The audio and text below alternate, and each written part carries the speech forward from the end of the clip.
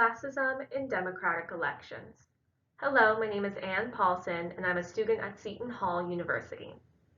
The ramifications of classism and financial inequality on our democratic system have impacted how candidates are able to run for office, and therefore who can and cannot become elected officials. Highly coveted elected positions are more accessible to wealthy people because they have the resources to run campaigns.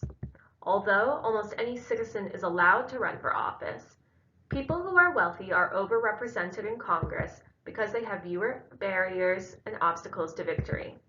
It is more difficult for people in poverty to participate in democracy. People in poverty have a more difficult time voting because they cannot obtain transportation, they cannot register to vote, and/or they are not able to leave work to go and vote. For most political campaigns to gain traction, they must have a lot of funding as well as pre-existing connections within the political community.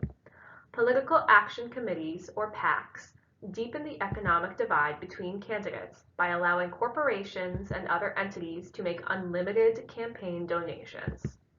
Through this system, candidates with wealthy connections or special interests are more likely to get elected. Currently, the Federal Election Campaign Act, FEC, attempts to limit the amount of donations that a candidate can receive. It does not limit donations from super PACs. The FEC also does not limit what a candidate can spend on their campaign from a personal account. It is difficult to enforce the limitations that do exist because the representatives who are supposed to enforce them benefit from not doing so. More equitable outcomes are needed in the democratic system so that people from varying economic backgrounds can be in political office. Candidates who come from modest backgrounds are more likely to be representative of the working class and pass legislation that serves the interests of many. Although there is nothing inherently wrong with having wealthier people occupying political office, government representatives should be representative of the population. Most citizens in the United States are not nearly as wealthy as their political representatives.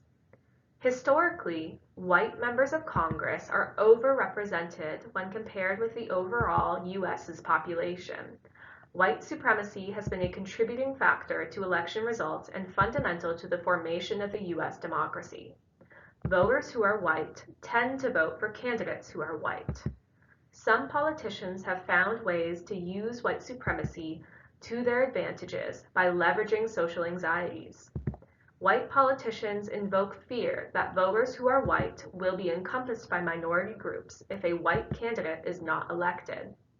The most recent example of this is former President Donald Trump, who made vague promises to benefit voters who are poor and white by bringing back American values.